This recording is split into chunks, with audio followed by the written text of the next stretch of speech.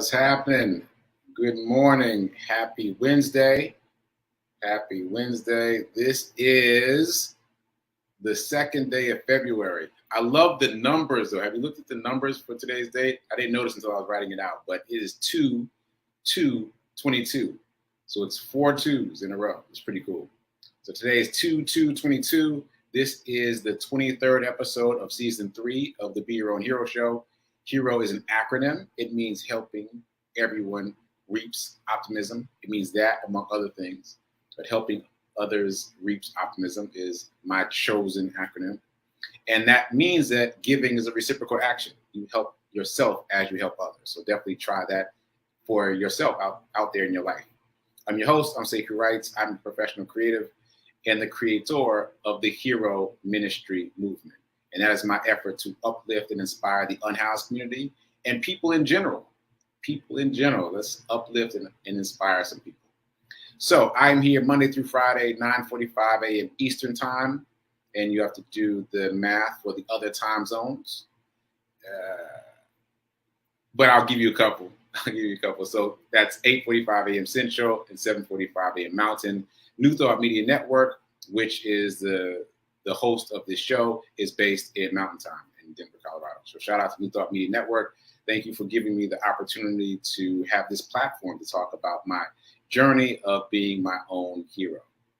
So if this show helps you, if it feeds you, if it inspires you, please like, please comment, please share, definitely share, spread the word so that the show can grow, so that the network can grow. And also you can make donations to New Thought Media Network. It is a 501c3 nonprofit, so you can make a tax-deductible donation at ntmedia.org. All right, so let's get into it. This is, again, season 3. The theme for season 3 is doing. I got the doing hoodie on today, and that means for me that I am endeavoring to provide practical advice for things that I can do and hopefully things that you can do also to engender a different kind of experience around wealth and abundance. All right, so that's what we're doing. Okay, so Hero Ministry Movement News. Shout out to the heroes who are watching live. Shout out to the heroes that are going to watch later. And let me shout out the people who are commenting in the chat. Happy Wednesday, Gladys. Howdy, Nan. Good morning, Tim. Yeah, 2/2/22. It's a very cool day. It's a powerful number. It means something magical is going to happen. And yes, I got my water in. Thanks for the reminder. Appreciate that, Tim. So, a couple things I want to talk about. Let's kick it off with my charity run. Let me rephrase. My run streak that has now included 3 charity runs, including the current charity run. Current charity run is my charity run for Mr. Charles. So I'm excited, as I mentioned earlier in this week, that we have crossed the 25% barrier. We're over 25% complete with this charity for Mr. Charles. Yeah, this campaign, 25% complete with this campaign for Mr. Charles. Shout out to Tim for being the most recent person to donate. I appreciate you. And I've got an idea. I would love for us to share it on the same day. So today is day 247 of my run streak, which means, again, for those of you just joining us, I have been running every day, at least a mile a day, for now 247 days in a row. So I'm coming up on a big milestone, coming up on day 250. And that milestone happens to fall within this charity run for Mr. Charles. So I would love it if all of us could share this charity run on day 250. Because I wonder what kind of ripple effects that will have out there in the universe and in social media if we're all sharing on the same day and trying to pull other people into this sphere of giving for this gentleman who, just a reminder, who I found in the snow a couple weeks ago. So my task for myself is to post something early on day 250 so that you can just grab what I have and share it. You don't have to come up with your own post. I mean, you're welcome to come up with your own post if you like, but I'll post something early on day 250. I'll add up my miles. I have not added up my miles in a minute, so I'm very curious to know what my miles are. cumulatives from June 1st until now. And yeah, and then we'll try to generate some more support for Mr. Charles.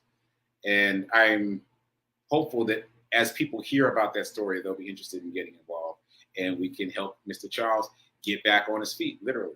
So day 250 coming up. I'll keep you posted. Obviously, I'm going to continue to tell you what day it is, but just a reminder, day 250, let's blast it out together. Okay, so today's run report is up on social media, TikTok, Instagram, Facebook. Check it out. My big takeaway for today is, it was a rain day today. I haven't done a run in the rain for a while. And so I powered through that. And I have experience running in rain now. So there were a few things that I did to make it a little bit easier for myself. So it's nice to know that I have a body of knowledge around the best ways to run in the rain. And then also I told a story about a puddle and how it was an obstacle to me. So should I tell that story? No, check out the run report. I thought it was a pretty cool story. Anyway, what I do want to talk about though is after my run and after my run report, I was listening to a motivational video, as I often do early in the morning, and something that was said in that motivational video really struck me in terms of my run report, and also in terms of the 30-day challenge participants. So here's the quote. There's a freedom that comes from knowing that whatever tries to stop you has no chance. There's a freedom that comes from knowing that whatever tries to stop you has no chance. That is a great summary of what I've been trying to articulate in terms of 30 days of consecutive, consistent effort. It's different than the other times in my life when I've done something, even I used to refer to it as religiously. I was going to the gym religiously, or I was working out religiously, but it wasn't every day. There's a difference. There's a psychological difference. It's like, because you're doing it every day, the number of things that come to stop you will magnify themselves. There'll be so many things that come to stop you, most of which are self-generated, most of which are right here in your own mind. All these excuses, but there will be some life things too. And if you can push past those things consistently for 30 consecutive days, you get this feeling that is really embodied by that quote I just read, that whatever comes to stop me can't stop me. You begin to feel that you are unstoppable. And I say that for myself, and I share that with you because I'm going to be real with you. Unstoppable is never a word that I used to describe myself previously. That is not something that I would say. I would not be running around talking about I'm unstoppable. That is very far from my previous self-concept. But in the process of this run streak, in the process of running every single day, at least a mile a day, for over 200 days now, I have become unstoppable, sure, but that's not what I'm trying to say. What I'm trying to say is my mindset about being unstoppable has shifted. And are there days when I missed the mark? Sure. There are still times when I'm confronted by something out there in the world and I don't do what I intend to do, right? I don't get through it as well as I can. But that said, I always have the ability to fall back on the very recent memory of me doing it despite of, right? So if I missed the mark on something midday on any day in the past 200, I can still say, okay, but this morning I didn't feel like going out there and running, and I did it anyway. And that recent memory helps me power through the next time. So I offer that to the people who are participating in the 30-day challenge. I have already said that we just going to keep re-upping and re-upping and re-upping. I'm inviting all of you to challenge yourself to at least once, do something consistently every day for 30 days. Just try it. Let's see what happens. See what happens inside you. Okay, so that's my quick and dirty about the 30-day challenge. Lots of interesting things going on in the group on Facebook about that. If you're interested, DM me. I'll send you an invitation to the group because it's a private group. You can't just go to the page. I have to send you the invitation or you have to request to join. So let me know if you're interested and you can check it out. I'm grateful at all the camaraderie that's happening in that space. It's very cool to watch. Okay, so that said, moving on to just general news. Don't forget to check out my couple of podcasts, the sekouwrites. I forgot the name of my podcast for a second. The sekouwrites podcast and the Get Rich 101 podcast. Check those out. Just a public service announcement. Check out both of those. There's new content on both. And also, I want to talk about the envelope challenge. As you saw, I think that was yesterday. I was talking about I got some dice because I kept pulling the number 3 out of the hat. And I was like, well, maybe I'm doing something wrong. Or maybe, my eye is finding the number 3 or whatever. So I was like, let me randomize it more by getting some dice. And I rolled the dice here on the show and rolled the number 3. So yesterday I did the work to look up the number 3. And the number 3 has a strong resonance for completion. I was like, okay, so why is this showing up for me? And what came to me immediately is that I am lacking a sense of completion for a couple things. So it is my intention to close the loop on a few things upcoming. I don't feel complete about charity run number 2. I know it is complete and the charities have gotten their funds, but I don't feel complete because there hasn't been some kind of culmination event where you, the people who donated, can see the people who were the recipients and join in the energy of that somehow.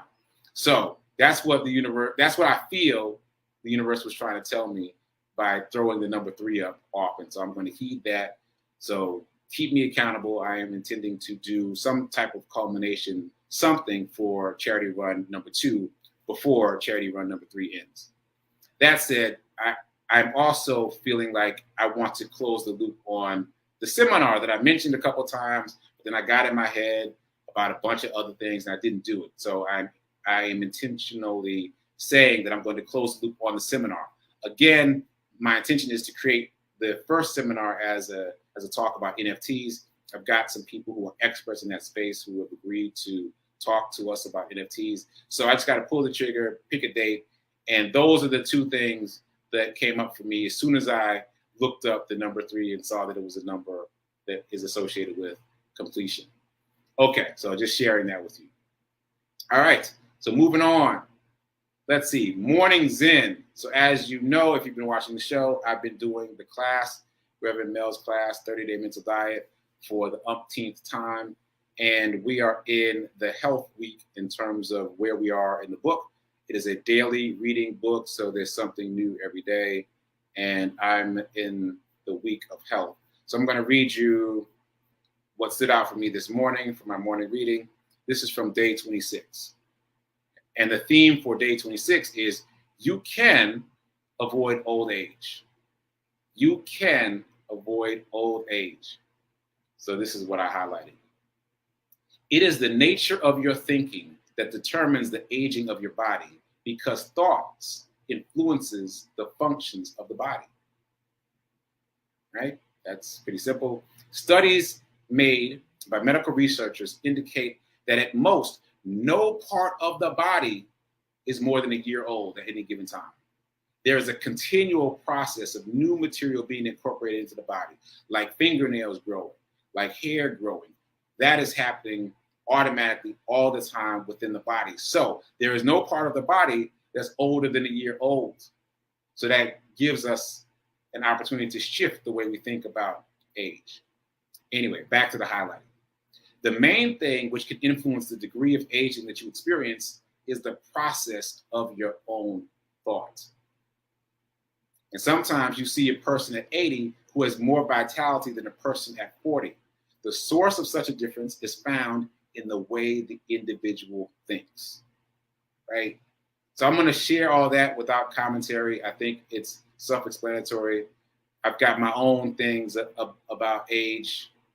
Well, I'll just share this briefly. I have found that age tends to be one of those things that invites self-limitation. Like, because whatever age you are, you tend to think about what you want to accomplish by the next year of age, or what you wish you had accomplished by this year of age. And so after recognizing that experience in my own head, I've kind of disassociated myself from age. And also, you'll notice the same thing with other people. Well, people will ask you how old you are, but then right after that comes some form of judgment. And it's not mean judgment, but there's some form of assessment of what you have done or what you haven't done based on your age. So anyway, I thought this reading was especially powerful. Again, this is day 26 of the 30-Day Mental Diet by Willis Kinnear. Check it out.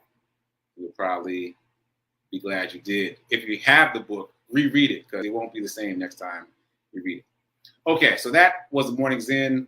After we finish the 30-Day Mental Diet, I'm going to come back and talk about the 4 Agreements, because I've been reading that book at the same time, and there's so much to talk about there.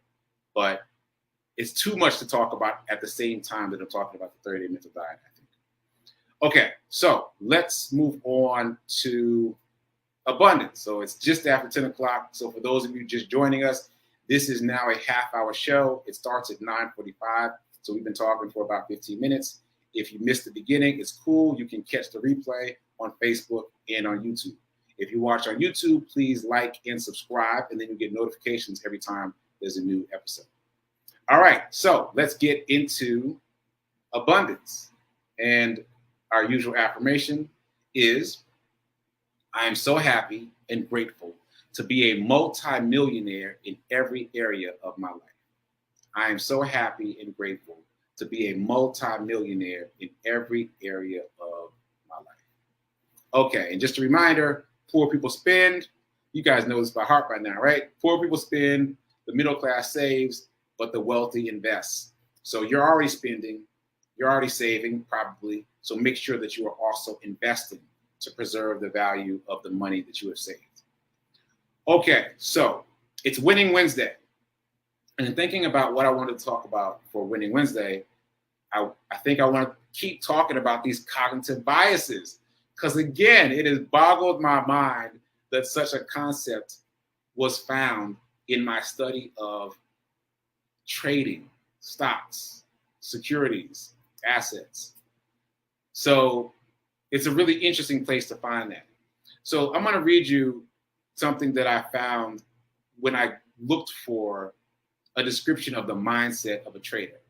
So if you Google something about, mindset of a stock trader, day trader, there's another word that I'm looking for that I can't quite pull up, but it'll come to me. Anyway, if you look for it yourself, you'll find something like this. But here is the description I found. Successful traders develop discipline, patience, adaptability, mental toughness, independence, and forward thinking. Discipline, patience, adaptability, mental toughness, independence, and forward thinking. Like, isn't that what we all want to be? Like, it's so fascinating to me that these people are basically Zen Buddha monks. They don't describe themselves that way, but they are. And I should be clear that these are successful traders. Anybody can trade, right? But 90 to 95% of the people who trade are not successful. So it's only 5% of the traders who are successful. The ones who are successful exhibit these qualities and many more. And the ones who are successful constantly talk about mindset.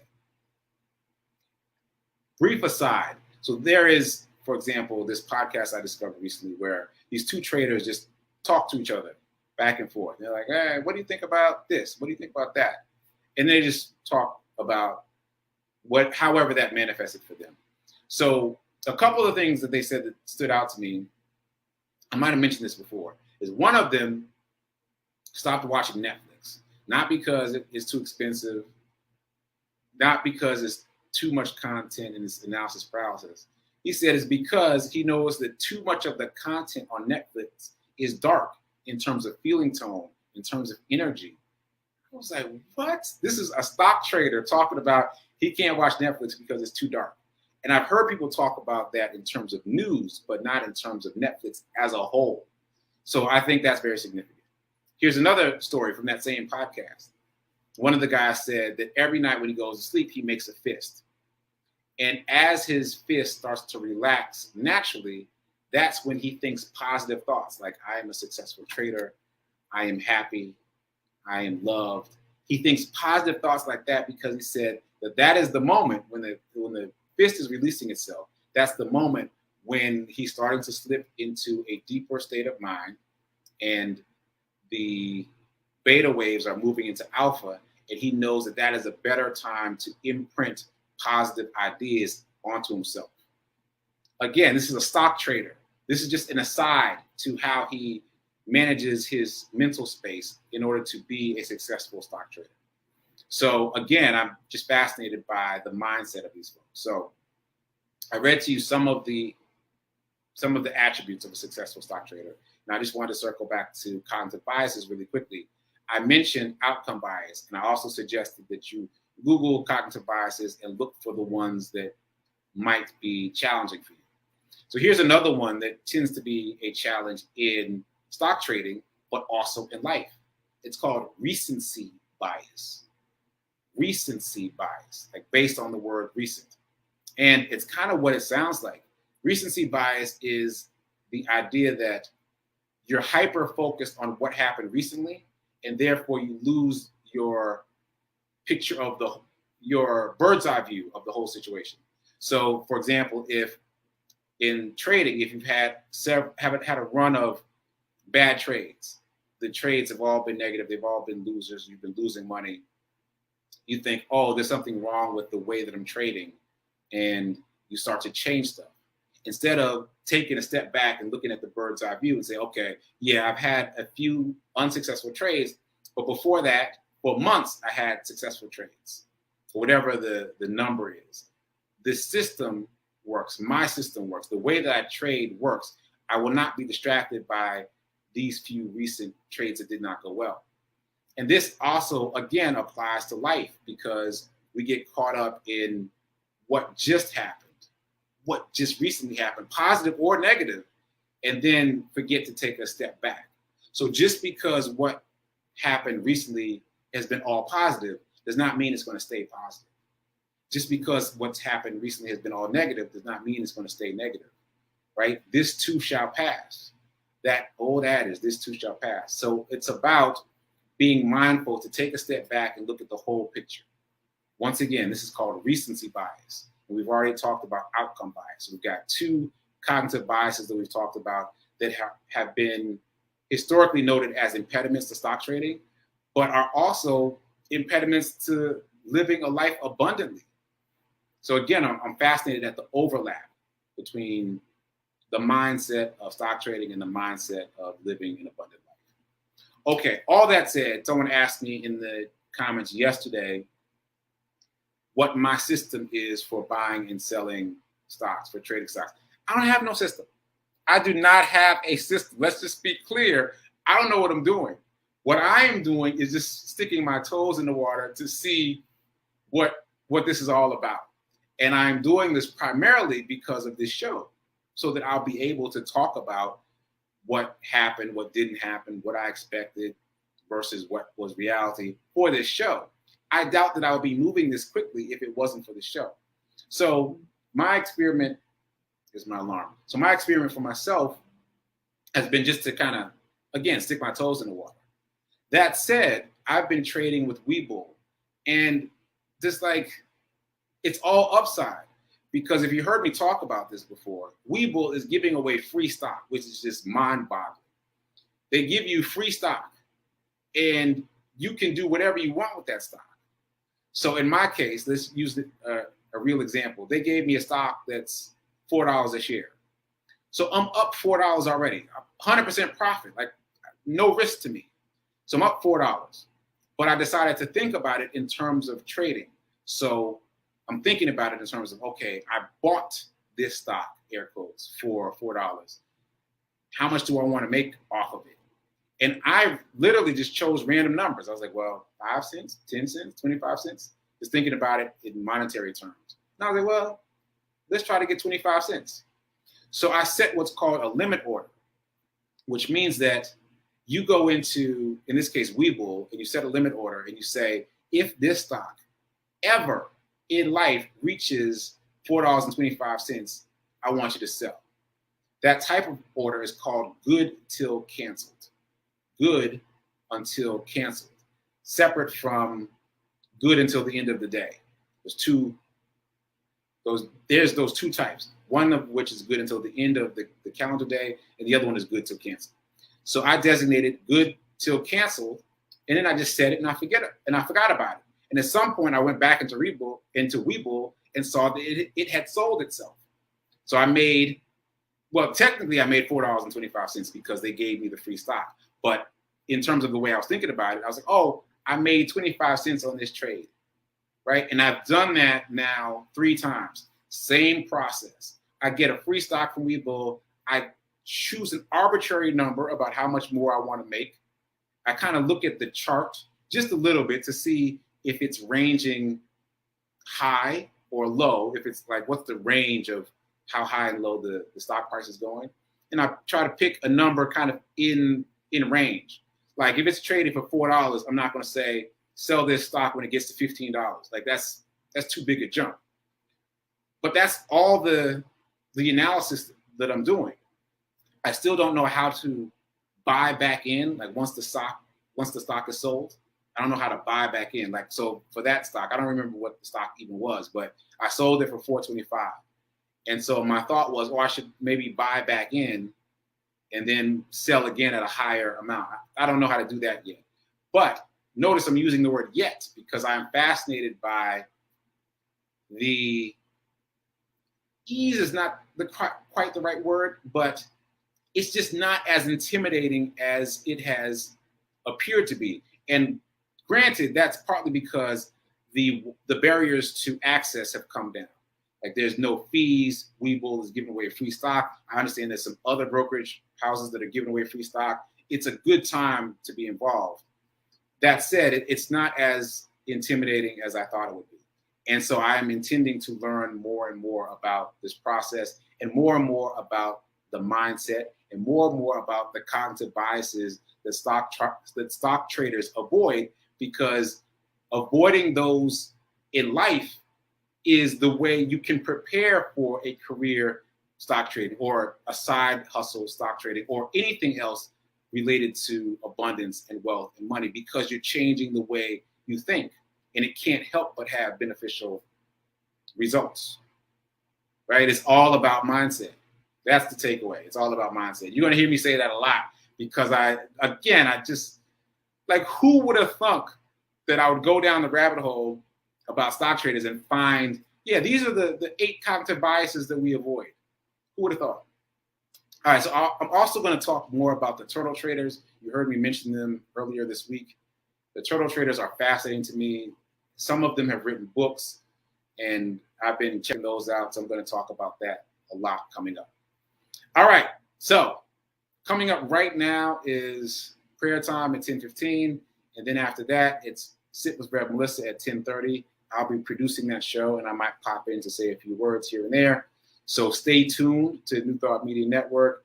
Drop your comments in about whatever you want to know more about, and we'll keep talking about this world of abundance. All right, so until you see me tomorrow, keep doing, be a hero, be your own hero, and remember that right now is better than perfect in terms of investing. Later.